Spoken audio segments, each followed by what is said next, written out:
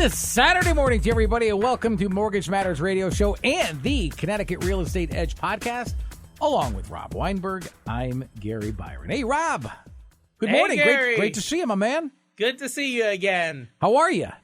I'm hanging in there. How was your week? Pretty good this week, moving along here, getting into the summertime, I guess. Well, no, it's still April, but I mean... The weather, well, though. the weather, yeah, it's Connecticut because, watch, you have these 80-degree, 70-degree temperatures, and then, we could have freezing rain. Well, I whatever. I'm from Florida. I love the hot, so the better it gets, the more I like it here.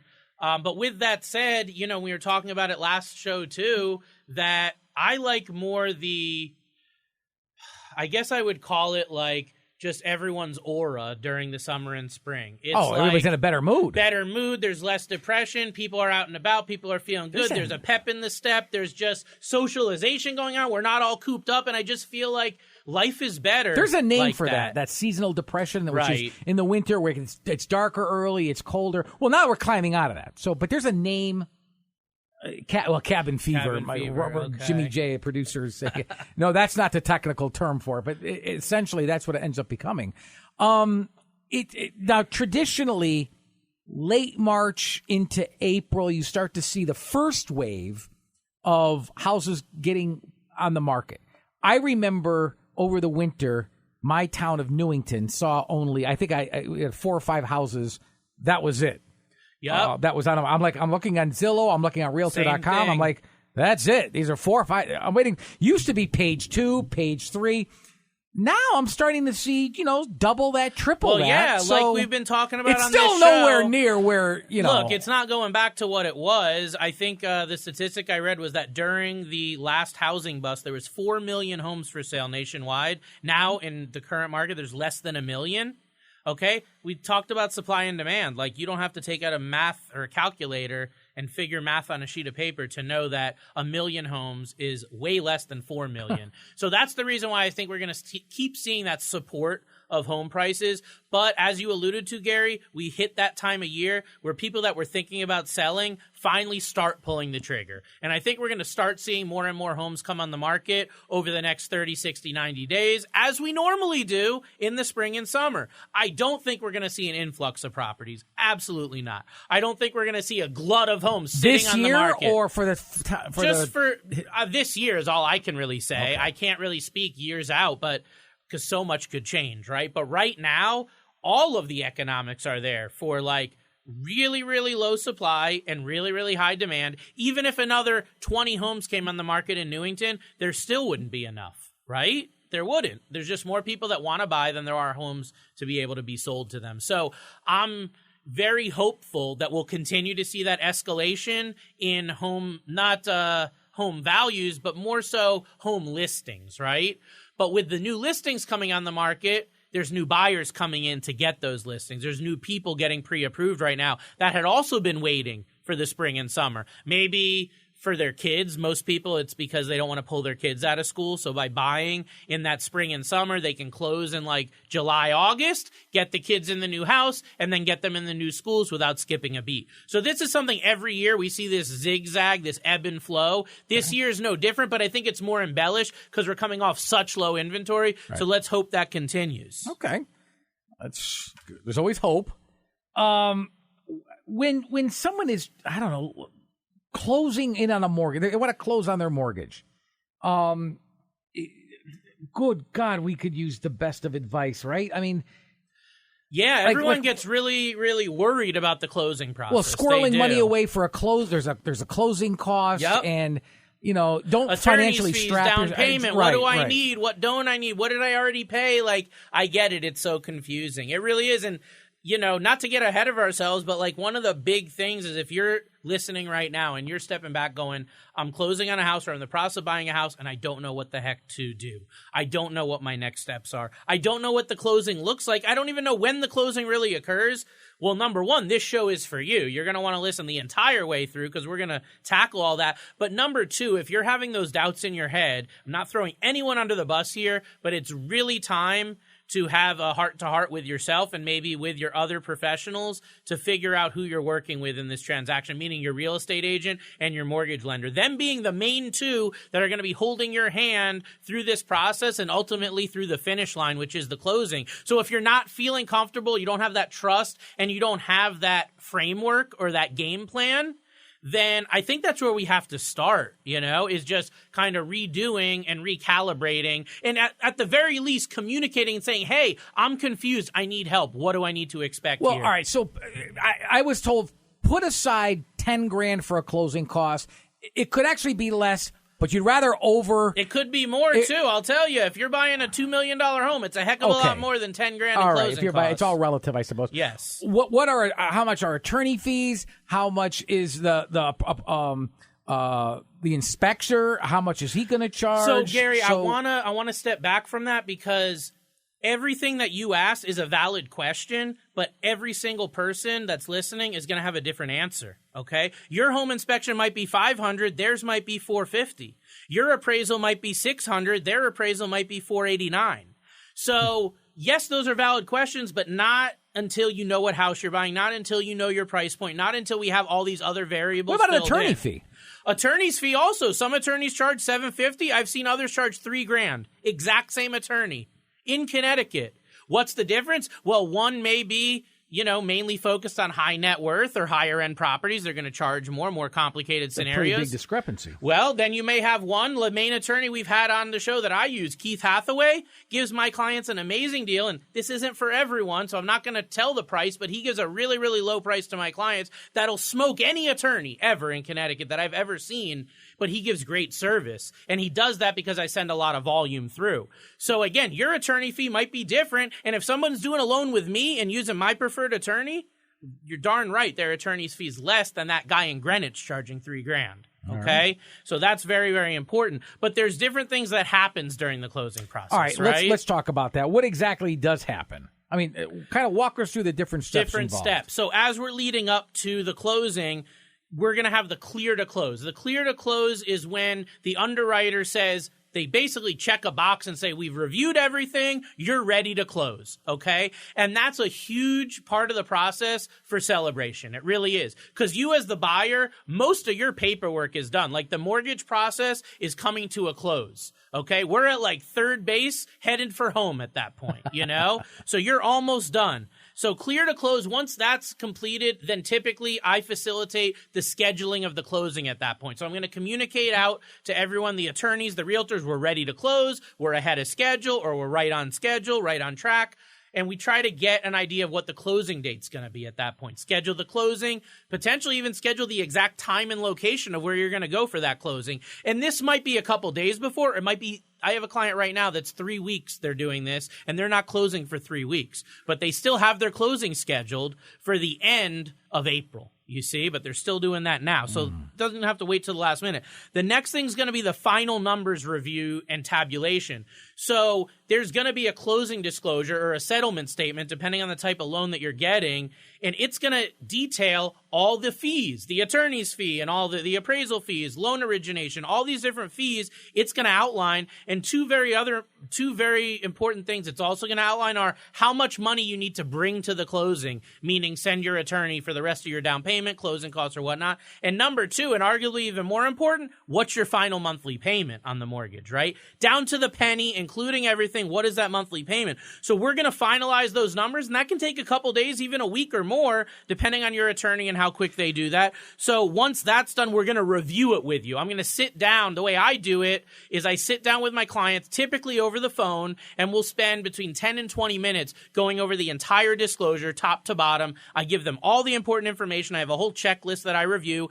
Side note, I had a client moving to Connecticut from Sydney, Australia, just closed a couple weeks ago, and he wasn't able to do it on the phone with me because of the time difference. So we had been facilitating a lot over video, so I did a screen capture video where I brought up his closing disclosure, and I recorded a 10-minute video, just like we were on the phone, showing him on the screen all the different fees and charges, everything he needs to know. And let me tell you, he wrote a review afterwards, and one of the main things he said in the review was how much he liked having that video reference. And I saw he watched it several times. So that's an important part, is reviewing those closing numbers. Then you're going to wire the money or get the cashier's check to your attorney, however they're going to want the money for closing. And then you're going to do the final walkthrough on the property. Typically, you'll walk through the morning of or the day before closing. You'll sign all the final paperwork, and you'll get the keys to your home and then move in. Are you there that day? That's it.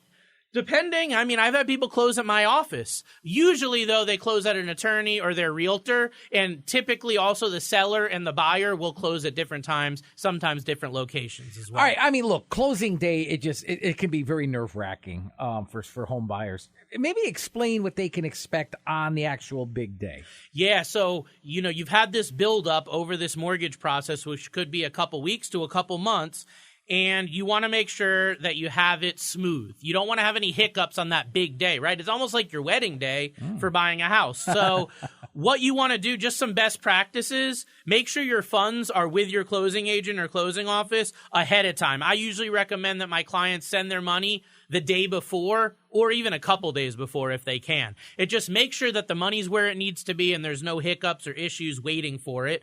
If you need to do a bank or cashier's check, that sort of thing, go in and do it. Don't wait till the morning of the closing, because there can be delays if you do that. The next thing is you're going to want to do your final walkthrough, typically with your realtor, and you're going to do that the morning of the closing or the day before. I wouldn't do it more than a day before the closing, because what if there's a flood in the house the night before? What if something came up and there's a issue with the house and you did a walkthrough a week before closing? Well, if that issue just came up, you're not going to be able to call it out. So I really think it's a best practice not to do a final walkthrough more than 1 to 2 days ahead. The next thing is you want to make sure that you show up to the office where you're doing your closing at the scheduled time. You have no idea how many people I've had. I got told last week that the buyer showed up an hour late for their closing. That's not professional. You're wasting people's time. Like, you're buying a house worth many hundreds of thousands of dollars. Treat it like you're showing up to work. Treat it like a business and show up on time so people aren't waiting on you. Unfortunately, that does happen. So be on time. Be prepared with your forms of ID. You're going to need at least one, sometimes two forms of identity, right? Driver's license, passport, some sort of government photo ID. So have that ready. You're going to go and sign the final paperwork. This is your chance to ask questions. If you have questions in Connecticut, you have to sign this in front of an attorney. Talk to the attorney. Ask your questions. If they don't know the answer, call your loan officer. Like, I've had it happen, not often, but I've had people call me, say, hey, I have a question on this number. Hey, what's this fee for? We can handle it. We can address it. But once you're done signing, it's a done deal. So let's do it ahead. Then what's going to happen is the documents that you sign are going to be sent into the mortgage company for a funding authorization. And they're going to want to see the proof of funds. Where did you get that money that you sent us? What bank account did it come from? If you showed us that you had money in Bank of America, but you're sending money from Citizens Bank, there's going to be a problem, okay? We have to know where that money's coming from. It's called sourcing your money or proof of funds, okay? So that's really, really important. And then usually if it's during the business day, within 20 to 30 minutes, the funding department's going to look at all the documents, make sure that every signature that needs to be there is there. No dates are missing. Nothing's missing. Everything's initialed. And then they're going to email back and say, you're cleared for funding. If there's a problem, they're going to say, hey, you're missing this on this page, or we need this, we're missing this. Then we have the opportunity to go back and forth and get it. But as soon as they give that funding authorization, that's when you get the keys to your home and you can move in. So I've heard lately, quite often actually, a term called cleared to close. What is this all about? Yeah, so cleared to close is a term that's thrown a lot online, especially, and it's almost, people act like it's the closing, but it's not. It's like going through, I don't even know what to compare it to really, Gary, but it's really like a walkthrough at a wedding. You're at a wedding. I mean, you're ready to go. In other words, even though the closing day is going to be tomorrow, rehearsal. If it were right now, you were ready to go. Yeah, so the clear to close means that we're at the final step, is the way that I would say. Like, you've done all this work that you've done, all this time that you've put into getting this mortgage and getting this house, it's now come to fruition. We're now at the final stage, okay? So almost look at it like you found your soulmate, you've gotten engaged, and now you've set your wedding date. The wedding date is equivalent to the closing date, right? Mm-hmm. So now you're ready to go. I guess that's probably the best example. But what clear to close actually means is that the underwriter has cleared all of the major conditions on your loan. So if you think back to a show we did a while ago about the underwriting process, when the underwriter looks at your loan, they're coming back with questions. They're coming back with concerns and items. Well, once they've given the clear to close, it means you've satisfied all these conditions. We're satisfied with what you've provided to us, and we're now going to give you the clearance to move to that final step. We're now going to give you the clearance to schedule your closing and move into your home. So you now have the go-ahead to move forward. That's what clear to close is all about. When it comes to getting the final numbers, though, for the closing, how far in advance can you expect to receive them? So years ago, when I started in the industry, it was normal to not get your final numbers till the night before the closing. Oh. I even had some times where you'd be closing at 3 p.m. and we wouldn't have the final numbers till 10 a.m. that day. That's really, really tight timeline. So not to get political, but there were some new laws put in place, around 2011 or so that changed some of this stuff. So you had to have a lot more time to ask your questions, view everything. So the law is that at least 3 business days ahead of your closing, you should have, if not the final numbers, very close. All the fees should definitely be finalized. If we're waiting on anything, it's like an oil tank adjustment, propane, that sort of thing. But other than that, at least 3 days ahead. Now on a refinance, you should know those numbers minimum 3 business days ahead, like payment, your cash to close, what debts we're paying. But on a home purchase, there's different parties involved, like we've discussed. So your mortgage lender might be ready with their numbers, but the seller's not ready yet. So in those cases, it can get squeezed out. It can get pushed out to where you have to have those numbers at least 3 days. But I try to do it a week or 2 ahead. That's what I always try. If there's only one little number we're waiting on from the seller's attorney or something, we can get you everything else. We can tell you what your final payment is, how much money you need for closing within a couple $100s, right? And then right before the closing, a day or 2, we can get down to the bottom line penny. But that's more common on a home purchase where, again, there's a lot of different parties, a lot of different moving parts. But again, your lender should be communicating with you because the TRID law, it's called TRID, T-R-I-D. It says that you have to have these final numbers at least 3 business days ahead. Folks, you are listening to Mortgage Matters Radio Show and the Connecticut Real Estate Edge podcast. Along with Rob Weinberg, I'm Gary Byron. If you'd like some more information on Rob, check out his website at www.robgw.com. And his phone number, very easy, it's 860-413-3938. By the way, if I spoke too quickly, I'm going to repeat all of these points of contact more towards the end of the show. Rob, when you receive the closing documents, how much time do you have to review them before actually signing on the dotted line? Yeah, so when you're talking about the closing documents, you typically, for a home purchase, you're going to need to sign them that day. Something my company does is we send the closing package out on express closings, which are hybrid or electronic type of closings. You could have the closing package a week ahead of time or more. So you've got plenty of time to review it ahead. If you're doing an old-fashioned wet sign closing, you're going to want to ask them for the closing documents ahead of time because if you don't ask them, then 99% you're not going to get them till the day of the closing. So if you're someone that's very analytical that wants all that information ahead, you have to ask for it because they're not required to give it to you ahead of time. And it's going to require like an extra accommodation for you. So if you're buying a home, then that copy you get ahead of time is going to be like a read-only copy. You're not going to sign that copy. It's just to look it over. But once you sign them on the closing day, it's a done deal. There's no rescission period or anything like that. So take your time reading. I've had people sit in closings for 2 or 3 hours. Not usually, but sometimes. So take your time reading it, ask questions. There's an attorney there, and pick up the phone and call your loan officer if you're in doubt, if you have any question or concern. I know that if I have a client that's closing, I find out when they're closing, and I make sure that I'm available during that time. So it doesn't happen often at all. I'll tell you, Gary, I get a call less than 5% of the time at my closings, okay? Mm-hmm. I've heard there's loan officers that get calls at every closing because they don't go over everything with the client. But I get calls very seldom, but I want to be available if there's a question or concern to address it then, not have you waiting in limbo or anything like that. Now, if it's a refinance on a primary home, there's a 3-day rescission period. So after you sign, there's actually 3 business days before they disperse the money. The purpose of that 3 days is to give you time to reread everything. You'll sign it, but it's not actually binding until after the 3 days. God forbid you see something there you don't like or you have a change of heart, you can sign a rescission notice or cancellation notice and send it in, and the entire loan will be voided and canceled. And you lose your deposit? Not go through. Well, this is on a refinance, so there is no deposit. Okay, I got you. I'm kind of curious about the whole rescission period. Mm-hmm. Just explain maybe a little bit about it, how it works. So rescission period is this time that you have after signing the documents that allows you to back out of the deal or cancel the deal, okay? This is not applicable when you're buying a property. I want to be clear. Home buyers, whether you're buying an investment, primary or second home, there is no rescission period. You sign, you leave the office, you're done. Like, you bought the house. Even if you a minute later come back and say, I don't want to buy the house, it's too late.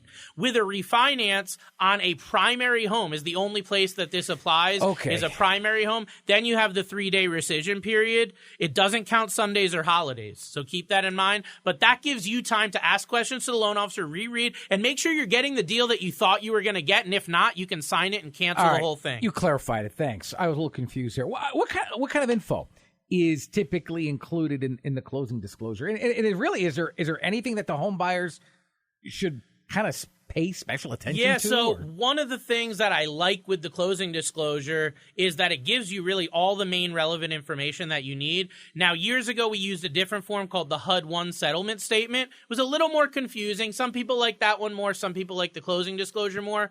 I can't say I like the closing disclosure more, but one of the things I do like about it is it gives you a lot more information about the mortgage. It gives you a lot more information in one place about the loan that you're taking, about the property that you're buying. So really, we're talking about all relevant information. What's your interest rate? Is it fixed or is it an adjustable rate? What's your monthly payment? Does the monthly payment include tax and insurance? Whether it does or not, what are the tax and insurance on the property? Are there homeowners association fees? Another thing is cash to close. How much money do you need to come up with to close that deal? After they subtracted, say, your earnest money deposit, your appraisal fee that you already paid, that sort of thing. So all that's going to be on there. The page 2 of the closing disclosure has a full breakdown of all of the fees. The mortgage fees, the attorney's fees, the appraisal fees, the recording charges to the state, title insurance fees, literally every and any fee that's being charged on that loan, you're going to be finding detailed on page 2 of that closing disclosure, and all the disbursements being done, debts being paid off, mortgage payoffs, that sort of thing. You know, of all the documents that are included in the whole closing package, what do you think are the ones that are the most significant? Yeah, and this is a major source of contention, Gary, because a lot of people see a mortgage closing package, which could be hundreds of pages, and wonder, oh my God, like, which ones do I need to worry about? Right. Which ones don't? And look, I'll be blunt here. Most of the stuff in the mortgage closing package is a CYA document, if you know what I mean, written by attorneys to cover the mortgage company and come up with every possible legal scenario to make sure they're protected. With that being said, as a home buyer, which ones do you really want to focus on? The closing disclosure, we were just talking about. The closing disclosure or the settlement statement by far is going to be the most important because it's going to show you all the important parts of that loan. Again, interest rate, fixed or adjustable, monthly payment. Can the loan balance go up? Is it a balloon mortgage? Is it a prepayment penalty? All these things that we used to have to like dig deep into documents, now it's just all shown on the closing disclosure. So it's very easy to figure out what deal you're getting right there. So that's number one. Number two is the promissory note. The promissory note is a written agreement which contains the details of the mortgage. So it'll go even more in depth on like foreclosure processes, delinquencies, things like that, and how that works with your mortgage. And then the last document that I would say is arguably the most important, at least after the closing disclosure, is the actual mortgage. The mortgage is the document that secures the promissory note to the property. So it ties that loan you're taking to the property that you're buying. Those are the most important. Listen, you and I both know technology has been changing the mortgage industry, most industries actually, in a big way. Just really, I'm running out of time. Just talk briefly about the different types of e-closing options that there are available now. So it seems like the further we get in time, the more in vogue these become. So electronic closing is where you can sign most or all the documents for your closing online. They also allow an e-note, which is an electronic note. It used to be required to be signed in pen in person. Now they allow it to be done electronically. There's a hybrid e-close, which combines an e-close with a regular closing for the notarized docs. The stuff that has to be witnessed by an attorney is done in person in wet sign, but then the other part's done online through an electronic process where it's all secure and everything. And then the last one's going to be called RON, which stands for Remote Online Notarization. This is right now the most prominent thing going on in the mortgage and real estate industry. It's allowing people to not only close on a home, but close remotely, where you can be in a completely different location than I am, and I can still close on that home. It uses video calls, Zoom. I can't say Zoom for certain. I know there's certain specific protocols and software that's used in the legal industry that coordinates this remote online notarization. But this is becoming to be the big way and the next thing in mortgage, because people are going to be able to literally be sitting on a beach on vacation and closing on a home right here in the U.S. The docs can be signed online. They can be notarized via webcam with an attorney or a notary facilitating. That's huge. All right, last question. You've got a minute and a half to answer because we're running out of time. The future, what does it hold? What do you see? You know, if you had a crystal ball, kind of looking into the future, the closing process for mortgage and how it's going to change in the future. I think the new developments that we're looking at are quicker closings. You know, when I was starting in the industry, 3-4 weeks was normal. Now we can close in 1 or 2 weeks in some cases, you know, so that's quicker. Using new technology to make the process more seamless, electronic appraisals, automated appraisals, artificial intelligence appraisals. Imagine home inspections being done by artificial intelligence, things like that. That's going to like move this mortgage and real estate process so far ahead. I believe that you'll be able to buy a home within 7 days. In less than 5 years. Wow. I really do believe From that. Beginning of the process to the end? I do believe it. Now, there are certain technical, legal things that need to be changed because legally it's supposed to take longer than that to give you time. But once the legal catches up with the tech, you're going to be able to buy a home and get a mortgage in 7 days or less. Well, that's I truly promising. believe that. Absolutely. And you're going to be able to do it on your own time and in your own location as well, let me add.